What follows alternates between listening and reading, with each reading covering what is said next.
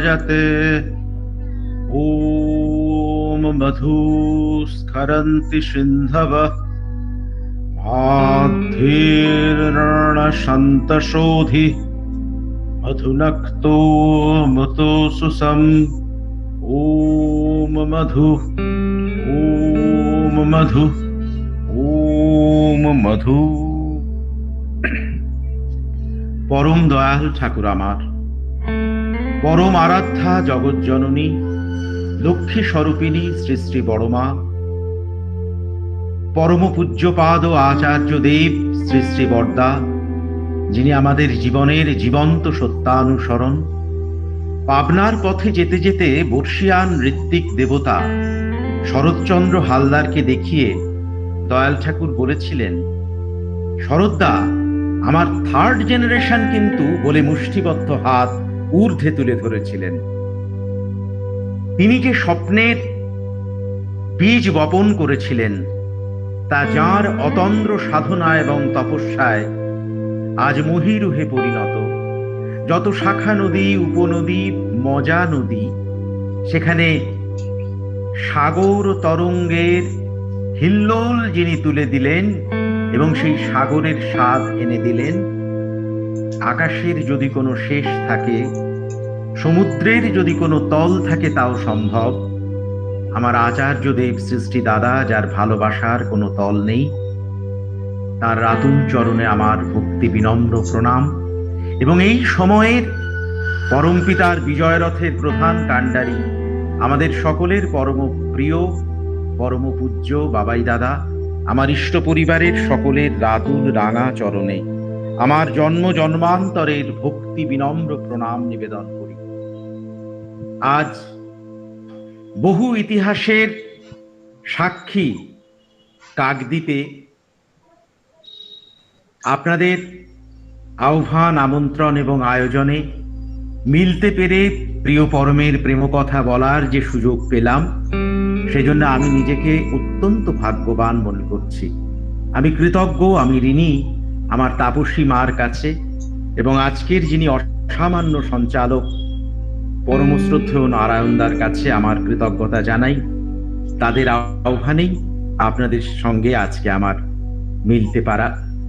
এই কাকদ্বীপকে নিয়ে কত গান, কত কবিতা লেখা হয়েছে তার কোনো ইয়ত্তা নেই। কাকদ্বীপ এবং চন্দনপিড়ি এই জায়গাগুলি বিপ্লবের পীঠস্থান। সেখানে প্রেম এবং ভক্তি বিপ্লব, পরম দয়ালের যে বিপ্লব, সেই বিপ্লবের ঢেউয়ের পর ঢেউ যিনি তুলে দিলেন, তিনি তার জ্যেষ্ঠাত্মজ আমাদের চিরপ্রণম্য শ্রী শ্রী বরদা। এই কাকদ্বীপ আমার গুরু পরিবারের সকলেরই পদধূলি ধন্য। তাই আপনাদের এই স্থান আমার কাছে তীর্থস্থানের মতোই। তার কোন দিকটা নিয়ে বলবো, কোন দিকটা নিয়ে বলবো না, এই জায়গায় দাঁড়িয়ে প্রায় দিশাহারা হয়ে যেতে হয়। আজকে আমি আমার মুখ্য একটি আলোচনার কেন্দ্রবিন্দু রাখবো, আপনারা নিশ্চয়ই বুঝতে পারবেন সেটা কি।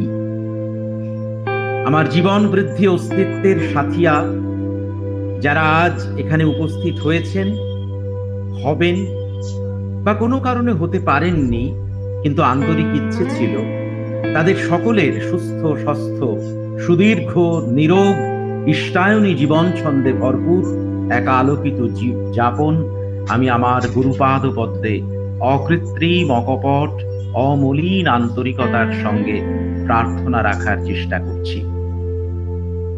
শ্রী শ্রী ঠাকুর সেদিন বড়াল বাংলোর বসে রয়েছেন তার দুগ্ধ ফেননিভ শ্বেত শুভ্র শয্যায়। ঠাকুরের কাছে যেমন সেই বিশ্ববিজ্ঞান কেন্দ্রে সেদিন স্বনামধন্য বিজ্ঞানী সত্যেন্দ্রনাথ বসু, জ্ঞানচন্দ্র ঘোষ, পরিসংখ্যান তত্ত্ববিদ প্রশান্ত চন্দ্র মহলানবিশ ছুটে গিয়েছিলেন, আমরা যেমন পুরীতে বা দীঘায় সমুদ্রের ঢেউ দেখি, ঠিক তেমনি ঢেউয়ের পর ঢেউ, মানুষের ঢেউ আমরা দেখেছি পরম দয়ালের রাতুল শ্রীচরণ পদ্মে। আজও সেই ট্র্যাডিশন সমানে চলেছে। কেন জানেন? আচার্যদেব সৃষ্টি দাদার একটি অসামান্য কথা আমার খুব ভালো লাগে। ভালোবাসা একটা আনএন্ডিং অ্যাফেয়ার, যার শুরু আছে কিন্তু শেষ নেই।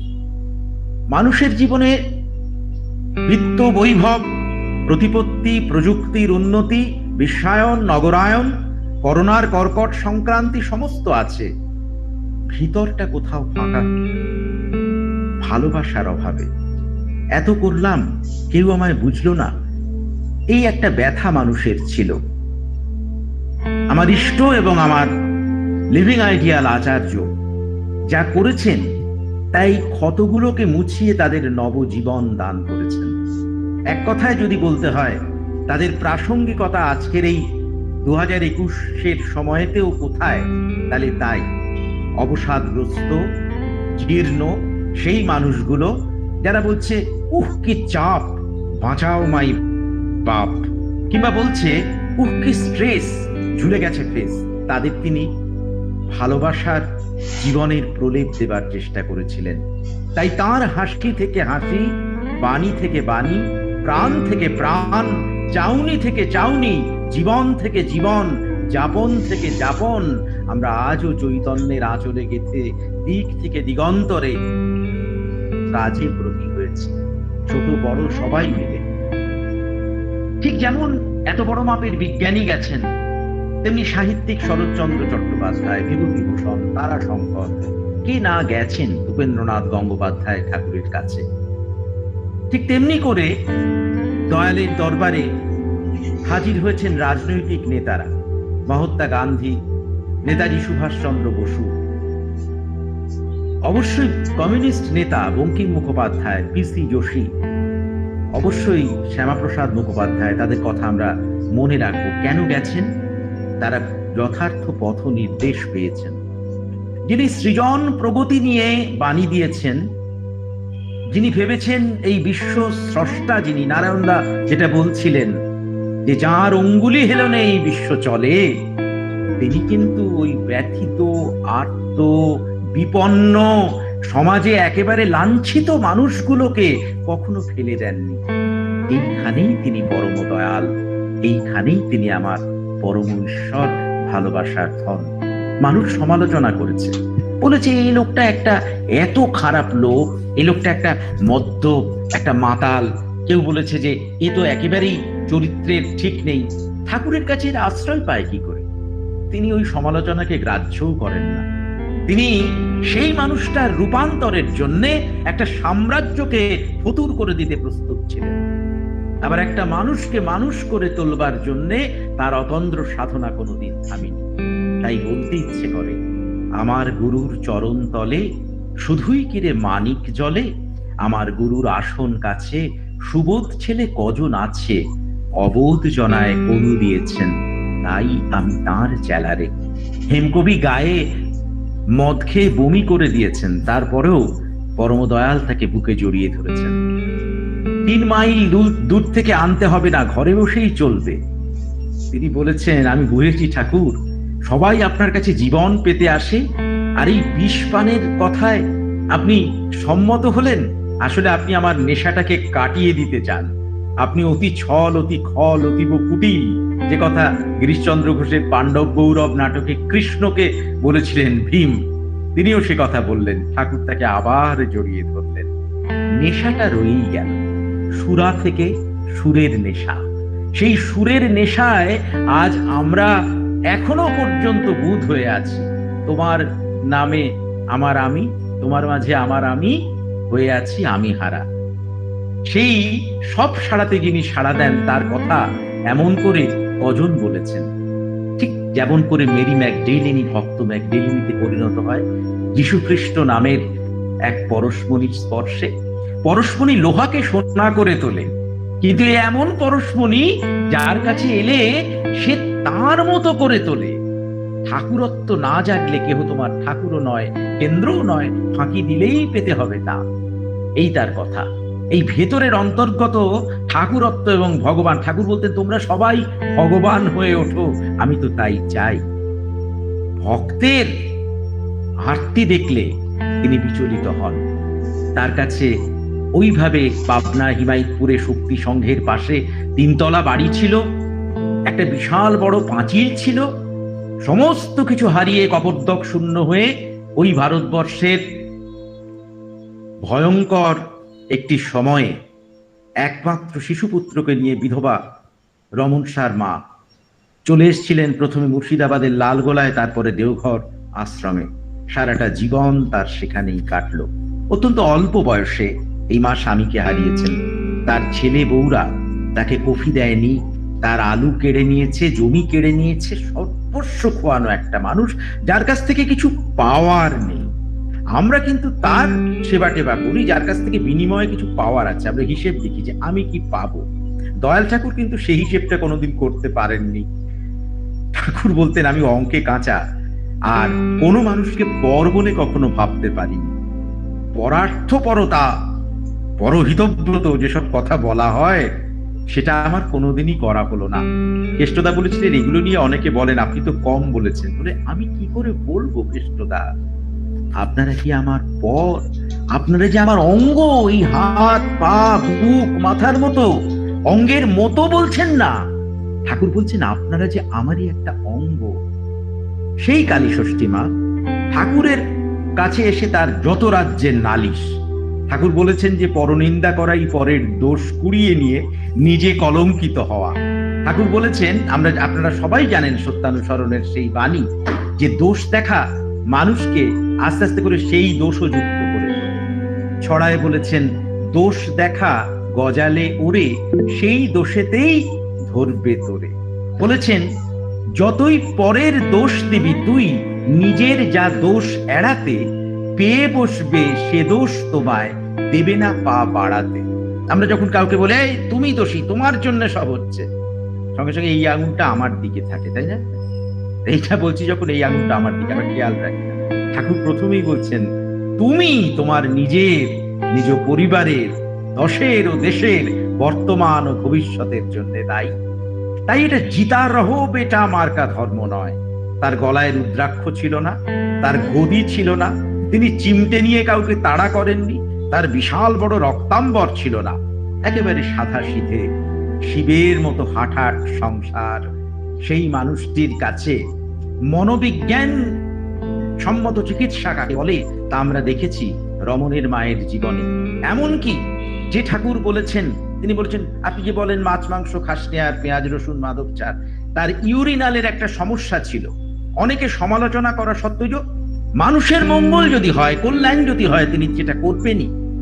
আজকে যদি ঠাকুরের কাছে দীক্ষা নিয়ে এই যে নিরামিষ খাওয়া, এই যে ইষ্টভৃতি করা, এই যে বিবাহ বিধি মেনে চলা, এইসব বাঁধনগুলো না থাকতো, তাহলে দেখতেন আচার্যদেব দাদা যে বলেছেন আরো 3.5 কোটি দীক্ষার কথা, দেখবেন আরো কত মানুষ সমবেত হতো। কারণ আমরা তো মানে দেবতার পায়ে মাথা ঠুকে ফাঁকি দিয়ে চাস তুই বাগাতে মাল, দেবতা কি তোর এতই বেকুব, ফাঁকি দেখেও নয় সামাল। তাই তিনি বলছেন যে আমি যদি তোমাদের বেচাল চলন দেখি, আমি কিন্তু তোমাদের গাল পাড়বই, আমি কিন্তু কখনো সেটাকে ক্ষমা করব না। কারণ তোমার মঙ্গল আমার কাঙ্ক্ষিত। অ্যাপারেন্টলি তোমার ভালো না লাগতে পারে, তুমি চলে যেতে পারো, কিন্তু তোমার মঙ্গলের জন্য আমি সে কথা বলে যাবই। এইখানেই আমার ঠাকুর, এইখানেই আমার দয়াল। কখনো জীবনকে সুন্দর করার কাজে কোনো আপোষ রফা করলেন না তার 81 বছরের জীবনে। সেই মানুষটি, ঠাকুর ঘর ভর্তি বিখ্যাত প্রখ্যাত মানুষরা স্রোতের মতো ঠাকুরের কাছে আসছেন তার কথা জানার জন্য। তখন যেমন আমরা ইটালির ক্যারিব্রেসকে দেখছি রে আর্চার হাউজারম্যান, দেখছি স্পেন্সার, দেখছি একই সঙ্গে পরপর কত বিদেশি ভক্ত, মাইকেল লুটম্যান, তাদের ভিড় জমছে, তারা সাগর পার থেকে এসে হাজির হচ্ছেন। আবার এখানে কৃষ্ণ ভাই দেশাই, গোপাল ভাই দেশাই, বল্লভ ভাই, এরকম কত মানুষ সেখানে সমবেত হচ্ছেন। ঠাকুর কিন্তু তাদের সঙ্গে যেমন কথা বলেছেন, তেমনি কালীষষ্ঠী মা রমন সার মাকেও কিন্তু কখনো তুচ্ছ করলেন না। আমরা হলে কি পারতাম? সেই সময় বহু মানুষ রয়েছেন। এই সময় হঠাৎ রমণের মা অসম্ভব বিরক্তি, রাগ আর অভিমান নিয়ে বেলুনের মতো কাল ফোলাতে ফোলাতে, বেড়ালের মতো ফুঁসতে ফুঁসতে ঠাকুরের কাছে অত্যন্ত দ্রুত পায়ে এগিয়ে আসছেন। ঠাকুর হঠাৎ কথা বলতে বলতে থেমে গেলেন। সামনে যারা বসে আছেন তারা অবাক হয়ে ভাবছেন যে কি ব্যাপার, ঠাকুর ওদিকে এক দৃষ্টে চেয়ে আছেন কেন? সকলে কিছু বুঝে ওঠার আগেই ঠাকুর বললেন, মানুষ গরু সাবধান সাবধান সাবধান, দেশে আইলো ভগবান ভগবান ভগবান। ঠাকুরের কথা শেষ হতে না হতেই রমন সার মা একেবারে হুম হুম করতে করতে ঠাকুরের কাছে হাঁপাতে হাঁপাতে এসে হাজির। ঠাকুর সঙ্গে সঙ্গে বলছেন, তোর হাঁটা দেখি শালা মনে হচ্ছে কোনো একটা আকাম বাধায় আইছো, তা তুমি কি কাণ্ড করছো সে তো আমি জানি না। শোনো, এমন আকাম আর অভিযোগ, এ তো শালা তোমার নিত্য সঙ্গী। বলেই তিনি তার চেহারাতে ভাবে ভঙ্গিতে অপূর্ব রসিক শেখরের মূর্তিতে ভাবান্তর এনে বললেন, এরা তো সব সময় তোমার সাথেই আছে। শোনো রমণের মা, ভালো একখান বেনারসি তো রোজ রোজ পড়তে পারো না, তা কি কও? যেই না ভালো বেনারসির কথা শুনেছেন, সঙ্গে সঙ্গে রমণের মায়ের ভিতরের যত রাগ যেন গলে জল হতে লাগলো। ঠাকুরের তীব্র অন্তর্ভেদী দৃষ্টি যেন একটা সার্চ লাইটের মতো তাকে পর্যবেক্ষণ করছে। এটাকেই আধুনিক মনোবিজ্ঞানের পরিভাষায় বিহেভিয়ারিয়াল থেরাপি বলা হয়। এইটাকেই বলা হয় টক থেরাপি। এই জন্যই স্কুলে স্কুলে কাউন্সেলররা থাকেন। দয়াল ঠাকুর ওই তথাকথিত কোট আনকোট কোনো জায়গায় না গিয়ে দেখিয়ে দিয়ে গেছেন মাই ঋত্বিকস আর সাইকো ফাইটার্স দয়াল বলেছিলেন। অর্থাৎ আমার ঋত্বিকেরা হচ্ছেন মনস্তাত্ত্বিক যোদ্ধা। মানুষের মনের মাথার মধ্যে অনেক গিঁট থাকে, অনেক গ্রন্থি থাকে, সেগুলোকে খুলে দিয়ে স্বচ্ছ সরল প্রাঞ্জল প্রাণবন্ত জাগ্রত জীবন্ত নিরবচ্ছিন্ন এক অনন্ত জীবন তারা যাপন করতে শিখিয়ে দেন। দয়ালের স্নেহল দৃষ্টিতে যেন করুণার ঝর্ণাধারা নামছে। তোমার আশীর্বাদে ঝর্ণা নামুক এই ধরণী তলে, এ ধরা ভরে উঠুক পারিজাতের শুভ্র পরিমলে। আমি ও রমণের মা, আমি না তোমার জন্য একখান নীল রঙের ভালো বেনারসি আনিছি। তাকে দেখতে মানে সারা শরীর মুখে বলি রেখা, চোখের কোনায় কালি, বেটে মোটা কালো, মানে যতটা কুৎসিত হতে পারে।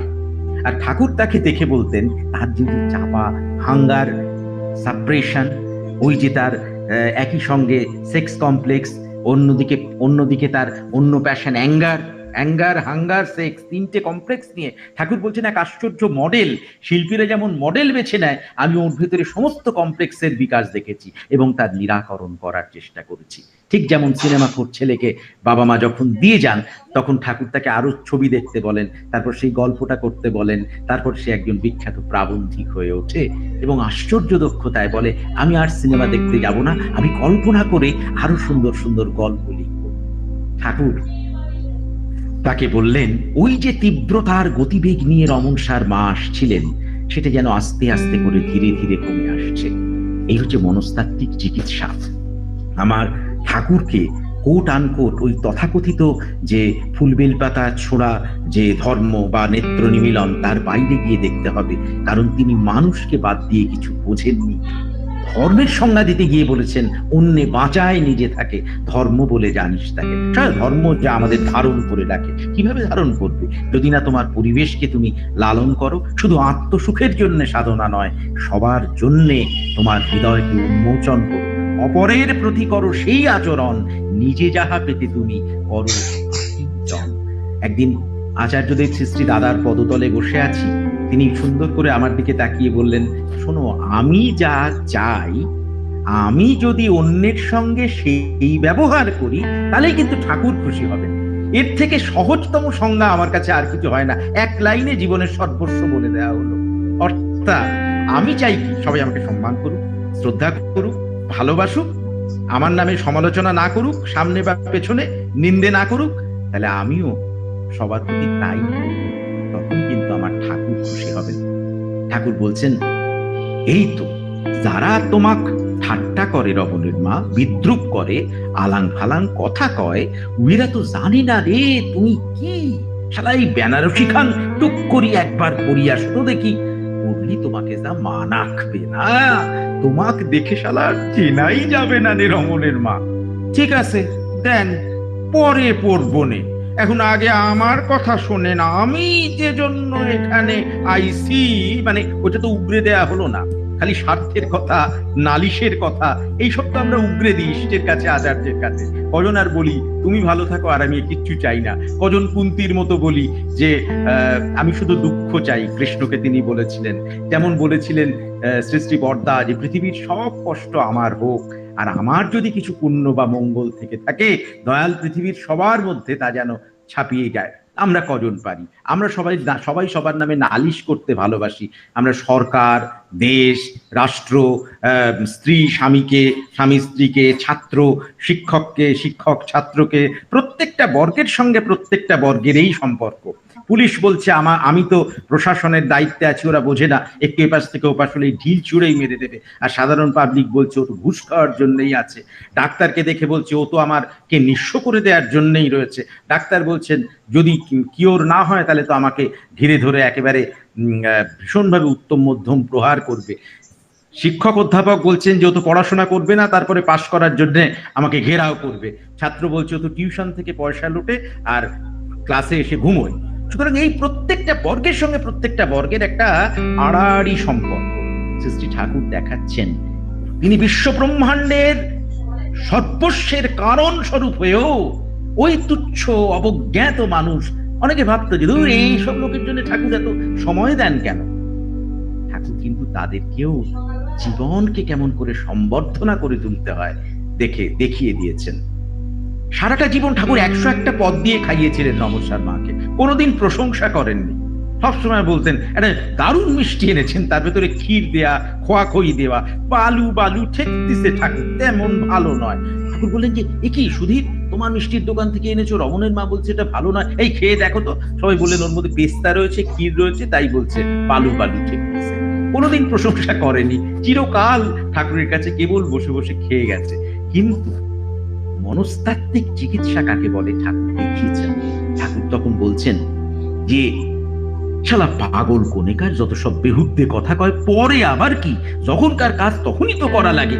এতকাল আমার কাছে থাকে, শেষে কিনা তুমি এই বুঝলে রমণের মা, তোমার বুঝ যদি আমাক না বয়, আমাক ইচ্ছাক না বয়, তো তুমি শালা একটু বুঝতে পারো না সেই কথা, আমার মনের ব্যথা। কি কও তুমি?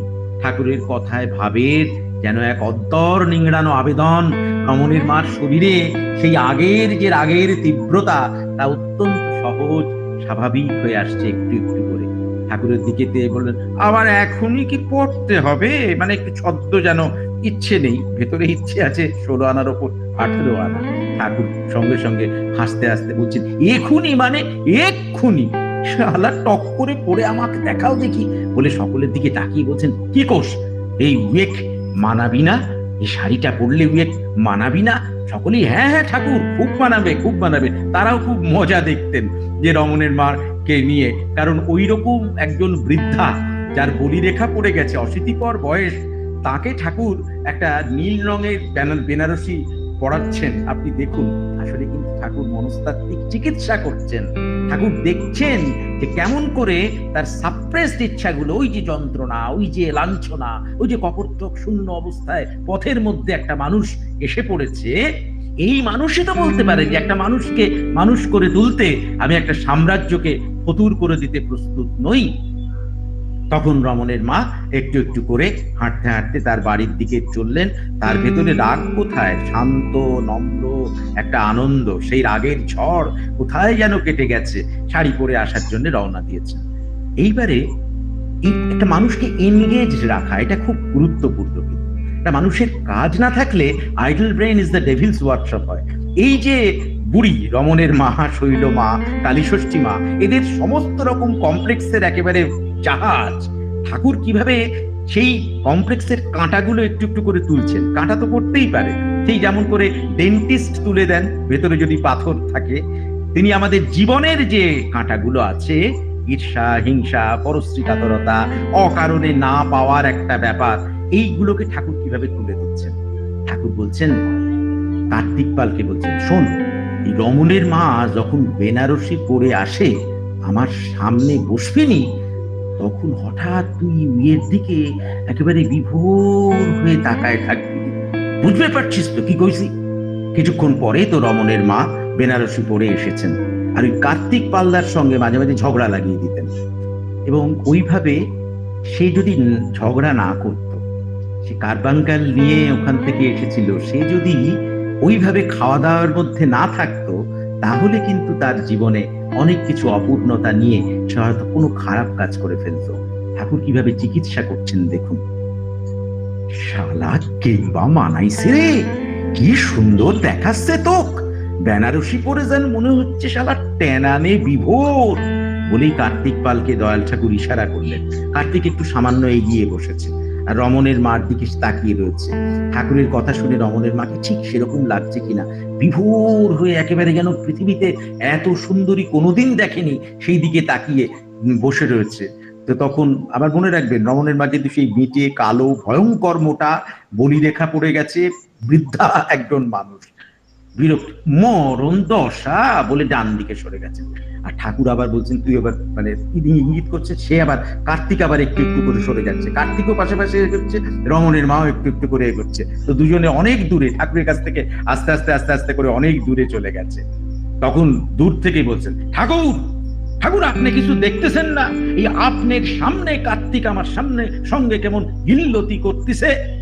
রমণের মার কথা শুনে ঠাকুর তো তাকালেন, সামনে থেকে অনেকটা দূরে সরে গেছেন কিন্তু রমণের মা। সেই বসে থাকা রমণের মার দিকে তাকিয়ে ঠাকুর জিজ্ঞেস করছেন, তুই আসিস কার কাছে? আপনার কাছে। তো তুমি যে আমার কাছে আসিছো, তা তোমাক দেখাশোনা করে কিডা? আপনিই তো করেন ঠাকুর। তোমাক বেনারসি পরালো কিডা? এই মাত্র তো আপনি আমাকে দিলেন। নতুন বেনারসি পরে আসে তুমি কার সামনে বসেছিলে? কেন আপনার সামনেই। তা শালা আমার সামনে আসে, সামনে বসে, তুই খালি দূরে দূরে, অত দূরে সরে যাস কেন? তুই তো শালা আমাক দিকে না তাকায় কার্তিকে দেখিস। ঠাকুরের এই জিজ্ঞাসার উত্তরে রমণের মার আর কোনো উত্তর নেই। কথাটা শুধু রমণের মার জন্য হলেও সবাই ভাবলেন এই কথাটা তো আমাদেরই জন্যে। এই লীলা মাধুর্যের রসের আসরে ঠাকুর হঠাৎ অন্তর্ভেদী দৃষ্টি দিয়ে বলছেন, শুধু শালা রমণের মা কেন, সকলের ভিতরই একখান কার্তিক রয়ে গেছে। এই কার্তিক বলতে ঠাকুর কিন্তু মিন করছেন ওই আমাদের যশ প্রতিষ্ঠা অর্থের বাসনা, যার জন্য আমরা একটু একটু একটু করে তার থেকে সরে যাই। যিনি প্রথমেই বলেন যে অর্থ মান যশ ইত্যাদি আমরা ধর্ম করি, ঈশ্বরের উপাসনা করি একেবারে সেই কারণে, লিটারারি কত টাকা পয়সা অর্থ প্রতিষ্ঠা হবে। তিনি বললেন না না, ওই আশায় আমার কাছে এসো না, অর্থ মান যশ ইত্যাদি পাওয়ার আশায় আমাকে ঠাকুর সাজিয়ে ভক্ত হয়েও না, সাবধান হও ঠকবে। তোমার ঠাকুরত্ব না জাগলে কেহ তোমার ঠাকুরও নয়, কেন্দ্রও নয়, ফাঁকি দিলেই পেতে হবে তা। আর ওই যে পরনিন্দা করাটা কিন্তু বন্ধ করে দিলেন। যেমন পূজনীয় বাবাই দাদার কাছে একজন রেকর্ড করে নিয়ে এসে বলছেন যে এ কিন্তু আপনার বিরুদ্ধে কথা বলছে, এ কিন্তু অ্যাডভার্স কথা বলছে, আপনি শুনুন। চালাবার পরেই বাবাই দাদা বললেন বন্ধ কর বন্ধ কর, শোন, পৃথিবীতে সবাই আমাকে ভীষণ ভালোবাসবে এটা ভাবছিস কেন? তুই যে এইভাবে আমাকে আমার কাছে ওর বিশ্বাস ভঙ্গ করলি, তুই তো আরো বড় অপরাধ করলি। বলে তিনি তাকে একটু উষ্মা প্রকাশ করে তাকে এই কাজ জীবনেও করতে বারণ করে দিলেন। আমরা হলে কি করতাম বলুন? হ্যাঁ, তারপরে ও বাবা এই মিষ্টি মিষ্টি হেসে কথা কয়, ও তো মিষ্টির ছুরি, এরকম করতাম। কিন্তু আমার আচার্য শেখাচ্ছেন যে না, কারো নিন্দা শুনবে না। আচার্যদেব শ্রী দাদা বলেন কারো নিন্দা করবেন না, সবাইকে আপন করে নেন। যদি কারো নিন্দা করেন সেই মানুষটাকে আপনি হারাবেন। তারপরে ঠাকুরের ছবির সামনে দাঁড়িয়ে যখন দাঁড়াবেন তখন নিজেকে জবাব দিতে পারবেন তো? সবাই সবার গুণগান করেন, সবাই সবার হয়ে উঠুন, তবে কিন্তু তিনি তৃপ্ত হবেন, তবে কিন্তু প্রভু তৃপ্ত হবেন।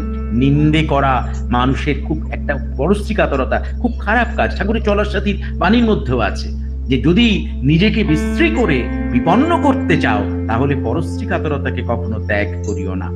ঠাকুর একদিন হঠাৎ জিজ্ঞেস করছেন, এই তোক যদি কেউ নিন্দে করে, হিংসে করে, ঈর্ষা করে, তোর শালা কেম্বা লাগে কবে পারিস?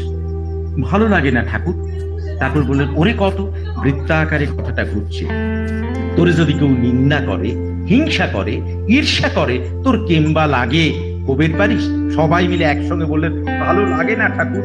সকলের কথা শোনার পর তিনি চুপ করে রয়েছেন আর তার চোখ পর্যবেক্ষণ করছে সবার মন। হঠাৎ কনুই দুটো ওই বালিশের ওপর রেখে একটু ঝুঁকে পড়ে দয়াল হাঁটুর ওপর ভর দিয়ে বলছেন, যা শালা কেউই পছন্দ করতে চায় না, ভালোবাসে না, তা কেমন করে টিকে আছে আজও আমাগরের সংসারে, উয়েগরের সংসারে, সমাজে, রাষ্ট্রে টিকে আছে কে? সারা ঘরে এক পিন পতন নৈঃশব্দ। এ উত্তর কারো জানা নেই। এক অন্তহীন প্রতীক্ষা। শুধু টিকটক টিকটক টিকটক টিকটক ঘড়ির পেন্ডুলামের সেই আওয়াজ সারা ঘর জুড়ে আবর্তিত হচ্ছে। এর মধ্যে হঠাৎ এক ভক্ত হামাগুড়ি দিয়ে ঠাকুরকে বললেন, আপনি তো জানেন ঠাকুর, আমরা সব কি মেঘদারে, তা আপনি কছেন না কেন, কি করতে হইব? ঠাকুরের মুখে এক আশ্চর্য গাম্ভীর্য। তিনি বললেন, it is a self centric passionate last. একটু বাংলা করে কন না ঠাকুর। ঠাকুর বললেন, আত্মকেন্দ্রিক প্রবৃত্তি মুখর আসক্তি। ঠাকুরের উচ্চারিত সেই শব্দধ্বনি যেন প্রতিধ্বনির মতো দেয়াল থেকে দেয়ালে রনিত হতে লাগলো। যেমন করে আমরা দেখেছি নির্বাক নিস্তব্ধ সেই ঘরের ভিতরে সাদা ধপধপে নিটোল এক বিশাল বিছানাতে দয়াল সকলের দিকে তাকিয়ে রয়েছেন, আর অনন্ত অপেক্ষার এক অন্তহীন প্রত্যাশা ভরা দুটি চোখ শুধু খুঁজছে সেই মানুষটিকে। দীক্ষার পর যে প্রতিদিন শত অনুজ্ঞা আবৃত্তি করেছে আর পালন করার চেষ্টা করেছে। শেষ কথা, একদিন একজন মানুষ কোকিলকে গিয়ে বলল, কোকিল, তোর কণ্ঠ এত ভালো, কিন্তু তুই যদি কালো না হতিস তাহলে কেমন ভালো হতো। গোলাপের কাছে গেল, সেই বাগানে গিয়ে বলল, গোলাপ, তুই তো খুব সুন্দর, কিন্তু তোর যদি কাঁটা না থাকতো তাহলে কত ভালো হতো। তারপর আবার গেল সমুদ্রের কাছে, সমুদ্র, তোর ঢেউ কত ভালো, তোর জল যদি লবণাক্ত না হতো তাহলে কত ভালো হতো। তখন কোকিল, গোলাপ আর সমুদ্র সেই লোকটিকে বলল, হে মানুষ, তুমি যদি পরনিন্দা, পরচর্চা আর পরশ্রী কাতরতা এই বিষয়গুলো তোমার ভেতর থেকে সরিয়ে দিতে, তাহলে না জানি কত ভালো হতো, সবার কেমন আদর্শ হয়ে উঠতে। তাই আমার ঠাকুর সকলকে ভালোবাসতে শিখিয়েছেন। আমার আচার্য পরম্পরা, তারা প্রেমের প্রতিমূর্তি। সেই আনএন্ডিং অ্যাফেয়ার আমাদের মধ্যে আবার জেগে উঠুক। আমরা পরস্পরের সঙ্গে কাঁধে কাঁধ মিলিয়ে তিনি যে অলক্ষ রজ্জু দিয়ে, ভালোবাসার রজ্জু দিয়ে আমাদের বেঁধে রেখেছেন, তারও নিনড় অটুট করে এগিয়ে যেতে পারি আর বলতে পারি, মহা সম্পদ তোমারে লভিব, সব সম্পদ খোয়াই, মৃত্যুরে লব অমৃত করিয়া তোমার চরণে ছোঁয়াই। সবাই ভালো থাকবেন। জয় গুরু, বন্দে পুরুষোত্তম। জয় গুরু।